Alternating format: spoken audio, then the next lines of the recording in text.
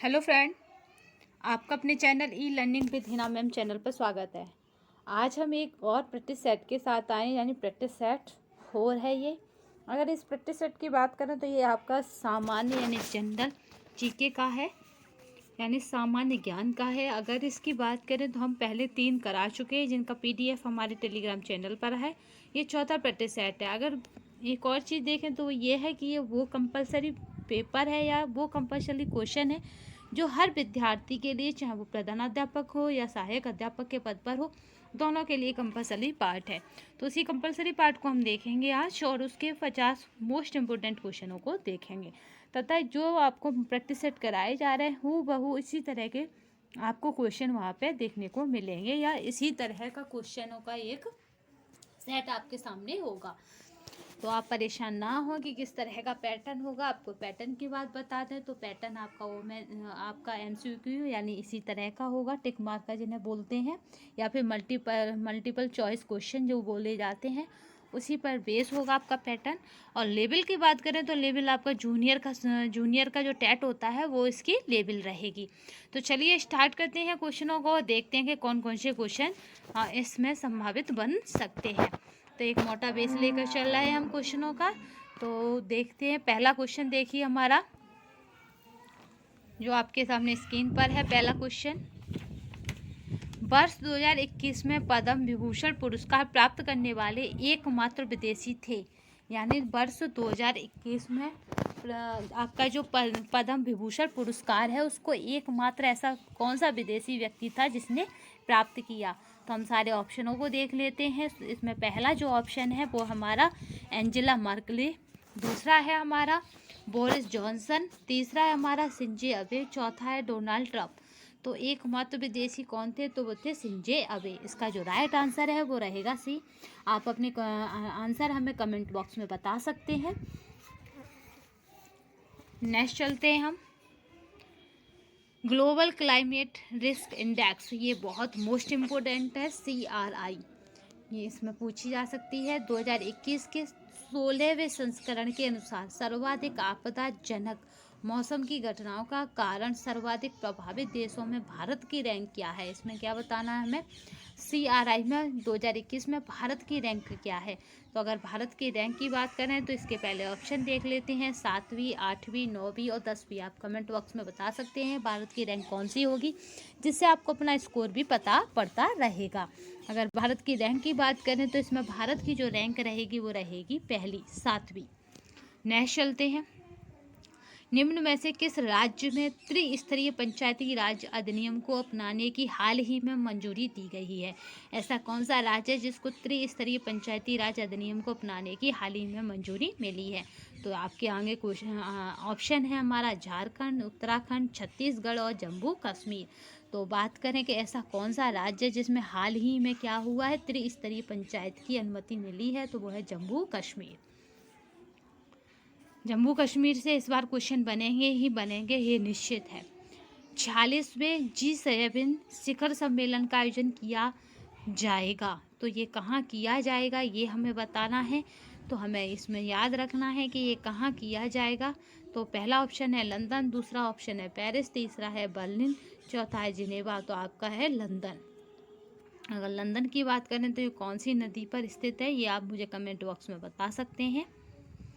The language of history, Sanskrit narratives of Muslim parts, पुस्तक किसने लिखी है। तो ये अगर पुस्तक की बात करें कि किसने लिखी है, तो इसके पुस्तक को जो लिखने वाले हैं वो है हमारे, इसमें देखिए राजीव मल्होत्रा ऑप्शनों में, होड्रा टुस्के, आपका फैजुल कुट्टी और गुलाम आजम।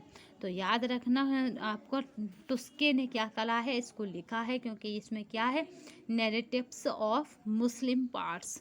तो इसको याद करने की यही एक ट्रिक है। पास माने हो गया यहाँ पे टुस्के, सा है, यहाँ पे भी सा है। इस तरह से आप इसे याद रख सकते हैं या फिर संस्कृत से इसे जोड़ सकते हैं। नेक्स्ट चलते हैं, नीति आयोग ने भारत में जन स्वास्थ्य निगरानी के बारे में हाल ही में एक श्वेत पत्र जारी किया है। श्वेत पत्र का शीर्षक है, तो इस श्वेत पत्र का क्या शीर्षक है ये आपसे पूछा जा रहा है, जो नीति आयोग ने जारी किया है। और इस श्वेत पत्र का शीर्षक क्या है, तो याद रखना ऑप्शन को देख लेते हैं। विजन 2035, आयुष्मान, निरोग भारत 2030 और भागीदारी। तो ये इसका डीमा ऑप्शन है। तो भागीदारी पहला, अगर बात करें पहले ऑप्शन की, तो वह विजन 2035। दूसरा ऑप्शन देखिए निरोग भारत आपका 2030, और तीसरा सी पर है आयुष्मान, चौथा है भागीदारी। तो इसका जो राइट आंसर रहेगा वो रहेगा ए, यानी विजन 2035। नेक्स्ट चलते हैं। आपका फोर्ब्स पत्रिका ने 2020 में दुनिया की 100 शक्तिशाली महिलाओं की सूची में हाल ही में जारी की है कि इस सूची में शामिल किए गए भारतीय हैं।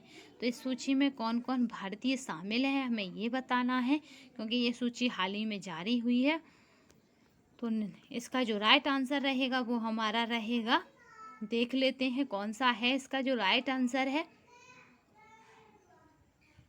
तो इसका जो राइट आंसर है वो हमारा रहेगा डी, 1, 2, 3 और 4। तो देख लेते हैं चारों नाम कौन कौन से हैं, यानी सभी को इसमें शामिल किया गया है। तो इसके ऑप्शनों को देखते हैं। निर्मला सीतारमण, रोशनी नादर मल्होत्रा, आपका किरण मजूमदार सोह और रेणुका आपकी जगतियानी, यानी ये चारों के चारों आंसर इसमें हैं। चारों को ही शामिल किया गया है, याद रखना। नेक्स्ट चलते हैं।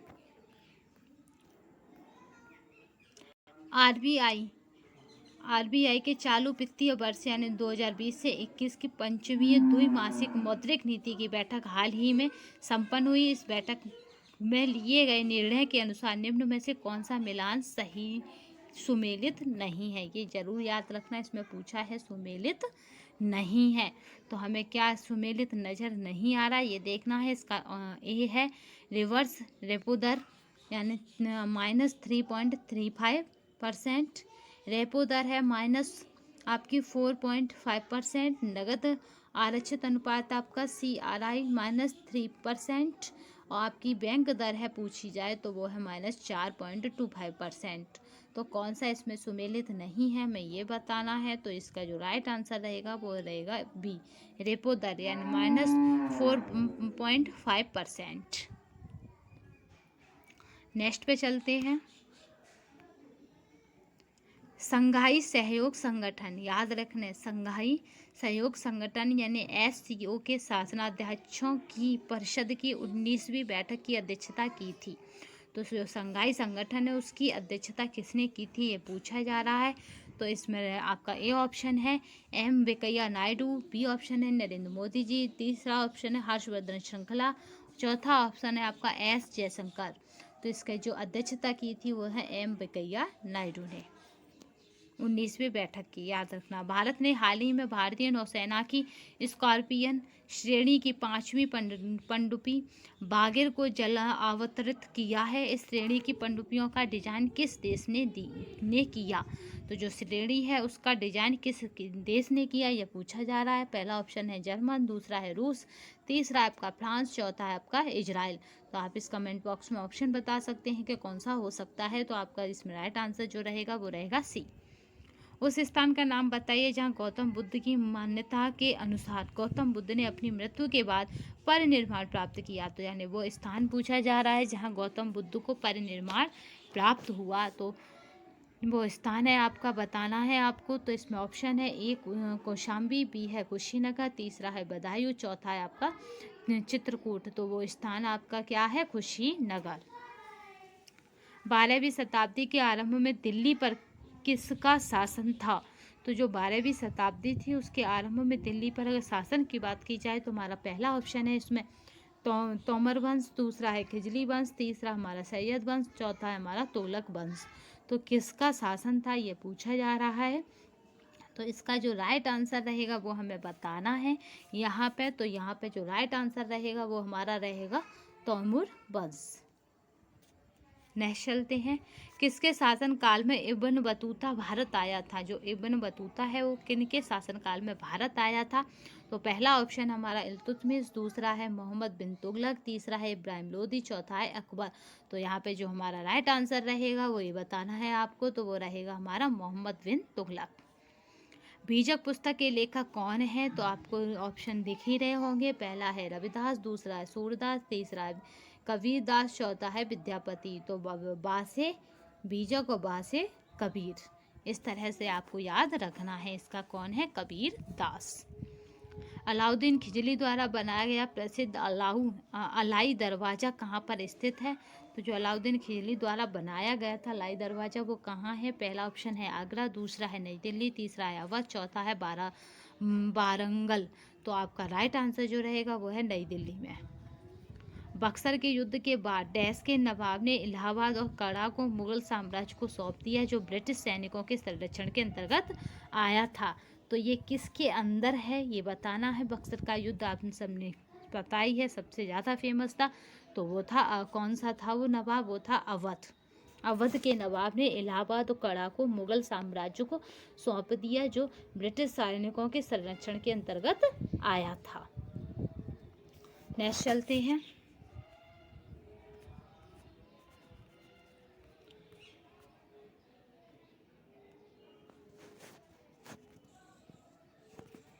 क्वेश्चन देखते हैं। हंटर आयोग ने किसके विकास पर अधिक बल दिया? तो अगर बात करें हंटर आयोग की, तो हंटर आयोग ने किसके विकास पर अधिक बल दिया? तो वो है प्राथमिक शिक्षा। प्राथमिक शिक्षा के विकास पर हंटर आयोग ने सबसे अधिक बल दिया। नेक्स्ट चलते हैं। स्वामी विवेकानंद द्वारा 1897 में तो स्वामी विवेकानंद ने किस मिशन की स्थापना की ये बताना है आपको। तो इसमें जो ऑप्शन है वो है शुद्ध आंदोलन शुरू किया। बात करते हैं हंटर आयोग ने किस विकास पर अधिक बल दिया था। तो आपको बताते हैं कि जो हंटर आयोग था उसने शिक्षा की प्रणाली यानी शिक्षा की जो नींव थी उसको सुधारने की कोशिश की थी। तो यहाँ पे ऑप्शनों को देख लेते हैं। प्राथमिक शिक्षा, दूसरा था माध्यमिक शिक्षा, तीसरा स्त्री शिक्षा, चौथा है तकनीकी शिक्षा। तो हमारा जो राइट आंसर रहेगा वो रहेगा ए, यानी प्राथमिक शिक्षा को।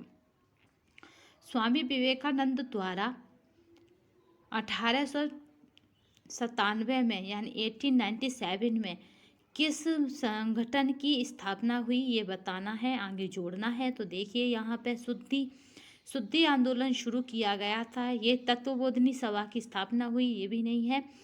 रामकृष्ण मिशन की स्थापना हुई थी। सर्वोदय भूदान आंदोलन शुरू किया गया था। तो आप सबको पता है स्वामी विवेकानंद से कौन जुड़ा है? वो है रामकृष्ण मिशन, क्योंकि रामकृष्ण कौन थे? इनके गुरु थे।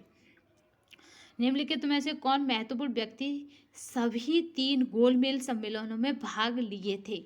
तो ऐसे कौन से व्यक्ति थे जिसने सभी गोलमेज सम्मेलन में भाग लिया था? यहाँ पे ये बताना है। तो देखिए पहला ऑप्शन मदन मोहन मालवीय, दूसरा एनी बेसेंट, तीसरा महात्मा गांधी, चौथा BR अम्बेडकर। तो जो हमारा राइट आंसर रहेगा वो रहेगा BR अम्बेडकर। उपनयन समारोह से क्या तात्पर्य है? जो उपनयन समारोह से क्या तात्पर्य है हमें ये बताना है।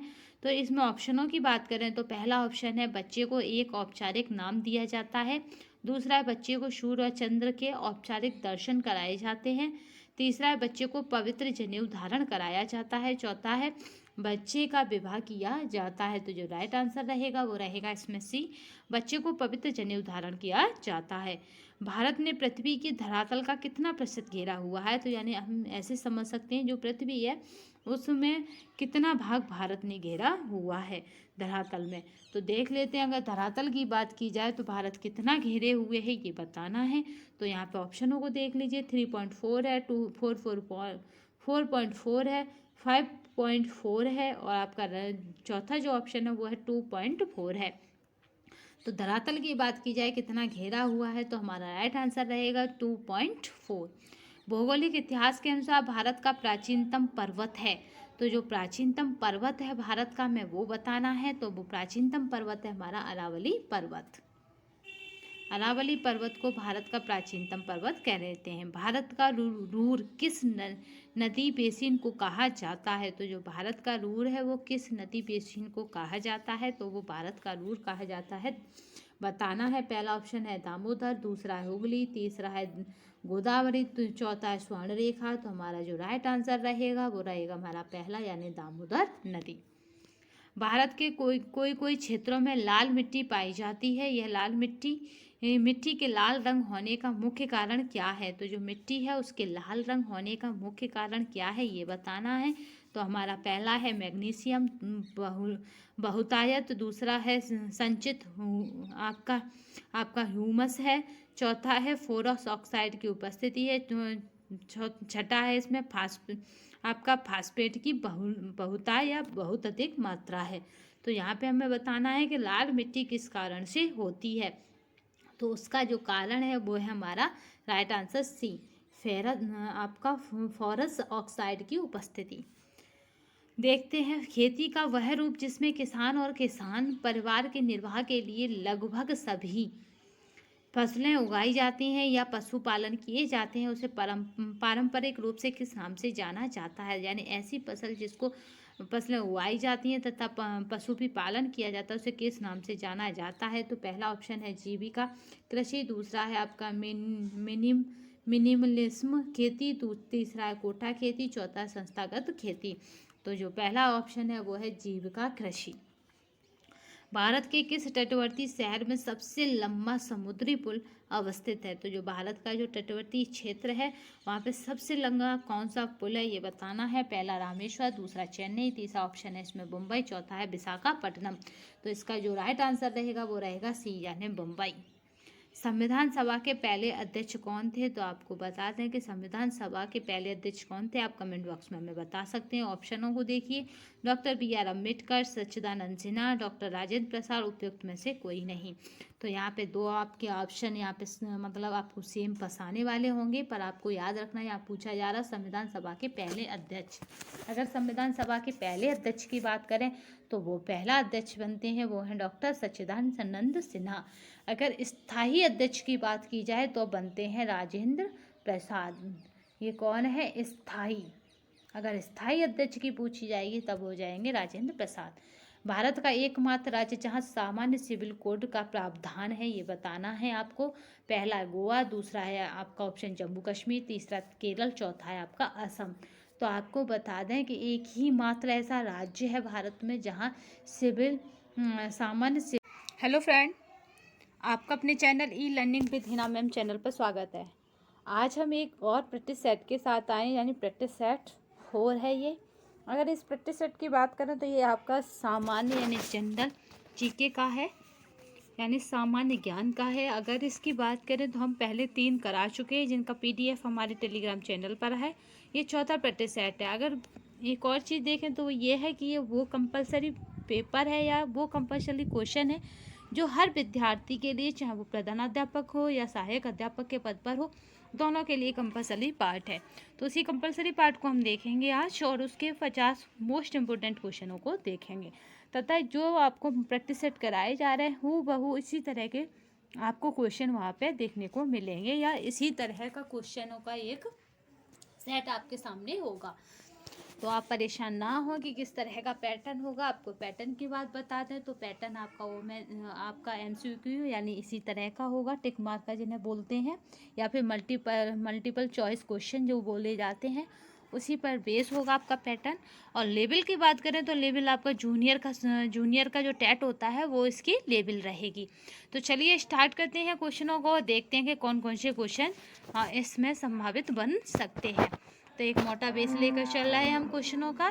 तो देखते हैं, पहला क्वेश्चन देखिए हमारा जो आपके सामने स्क्रीन पर है। पहला क्वेश्चन, वर्ष 2021 में पद्म विभूषण पुरस्कार प्राप्त करने वाले एकमात्र विदेशी थे। यानी वर्ष 2021 में आपका जो पद्म विभूषण पुरस्कार है उसको एकमात्र ऐसा कौन सा विदेशी व्यक्ति था जिसने प्राप्त किया? तो हम सारे ऑप्शनों को देख लेते हैं। इसमें पहला जो ऑप्शन है वो हमारा एंजेला मर्केल, दूसरा है हमारा बोरिस जॉनसन, तीसरा है हमारा शिंजो अबे, चौथा है डोनाल्ड ट्रंप। तो एकमात्र विदेशी कौन थे? तो वो थे शिंजो अबे। इसका जो राइट आंसर है वो रहेगा सी। आप अपने आंसर हमें कमेंट बॉक्स में बता सकते हैं। नेक्स्ट चलते हैं हम, ग्लोबल क्लाइमेट रिस्क इंडेक्स, ये बहुत मोस्ट इम्पोर्टेंट है, CRI।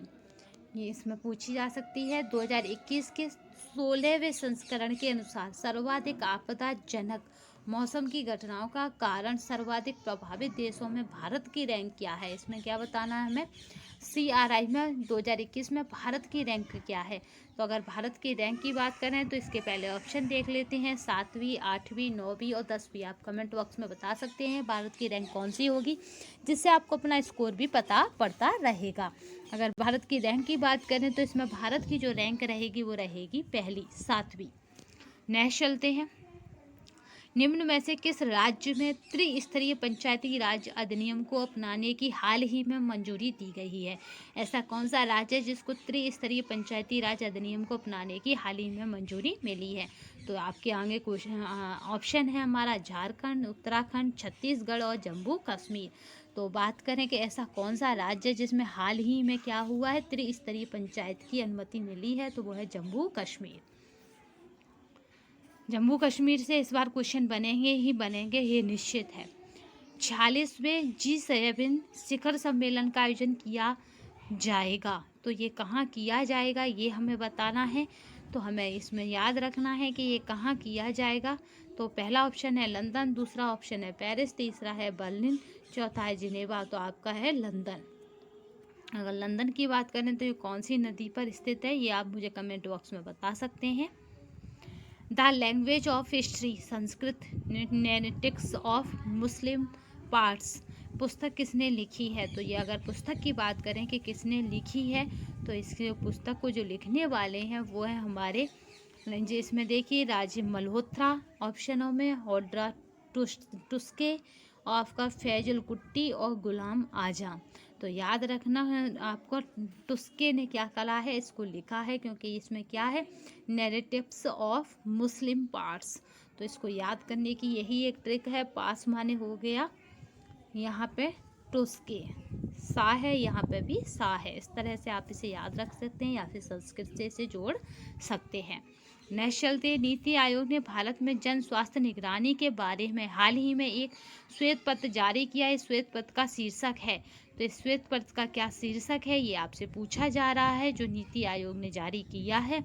और इस श्वेत पत्र का शीर्षक क्या है, तो याद रखना, ऑप्शन को देख लेते हैं। विजन 2035, आयुष्मान, निरोग भारत 2030 और भागीदारी। तो ये इसका डीमा ऑप्शन है। तो भागीदारी पहला, अगर बात करें पहले ऑप्शन की, तो वह विजन 2035, दूसरा ऑप्शन देखें निरोग भारत आपका 2030, और तीसरा सी पर है आयुष्मान, चौथा है भागीदारी। तो इसका जो राइट आंसर रहेगा वो रहेगा ए, यानी विजन 2035। नेक्स्ट चलते हैं, आपका फोर्ब्स पत्रिका ने 2020 में दुनिया की 100 शक्तिशाली महिलाओं की सूची में हाल ही में जारी की है कि इस सूची में शामिल किए गए भारतीय हैं। तो इस सूची में कौन कौन भारतीय शामिल हैं हमें ये बताना है, क्योंकि ये सूची हाल ही में जारी हुई है। तो इसका जो राइट आंसर रहेगा वो हमारा रहेगा, देख लेते हैं कौन सा है इसका जो राइट आंसर है। तो इसका जो राइट आंसर है वो हमारा रहेगा डी, 1, 2, 3 और 4। तो देख लेते हैं चारों नाम कौन कौन से हैं, यानी सभी को इसमें शामिल किया गया है। तो इसके ऑप्शनों को देखते हैं। निर्मला सीतारमण, रोशनी नादर मल्होत्रा, आपका किरण मजूमदार सोह और रेणुका आपकी जगतियानी, यानी ये चारों के चारों आंसर इसमें है, चारों को ही शामिल किया गया है, याद रखना। नेक्स्ट चलते हैं,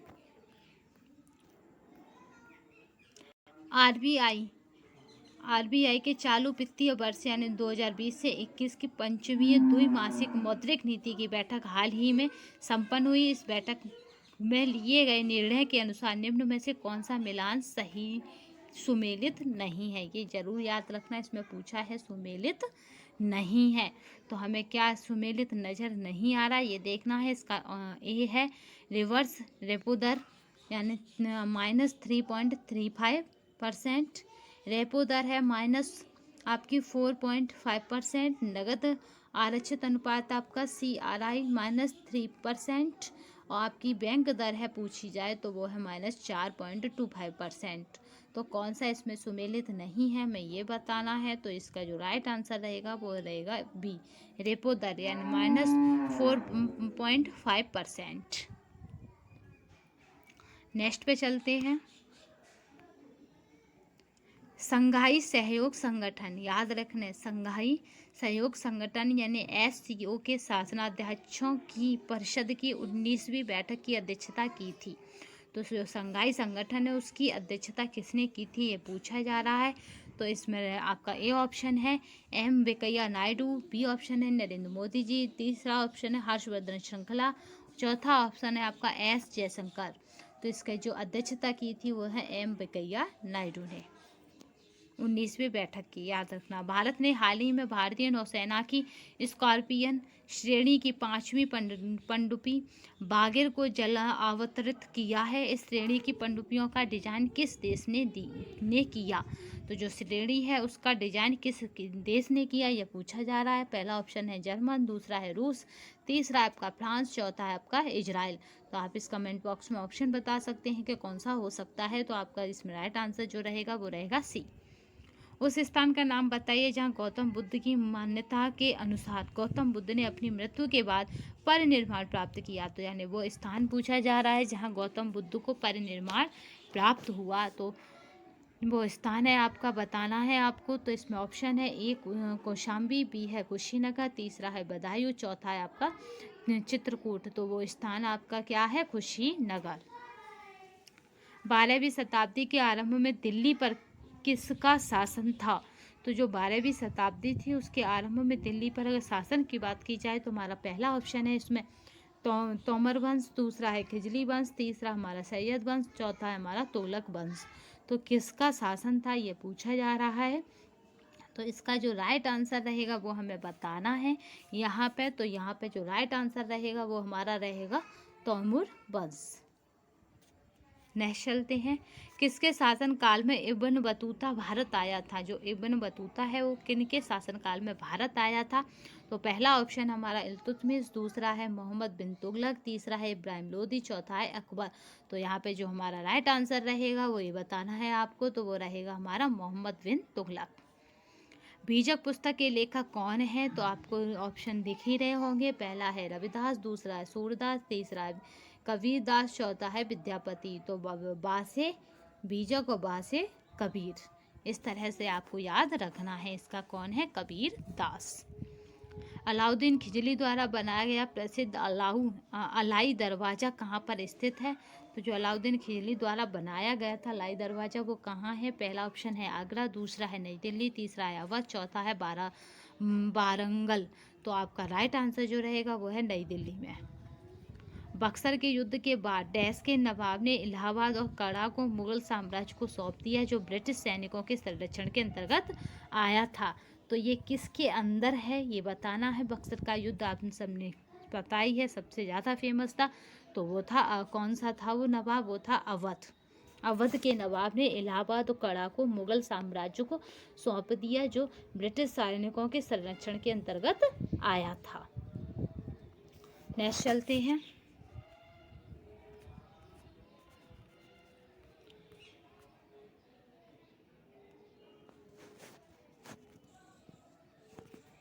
क्वेश्चन देखते हैं।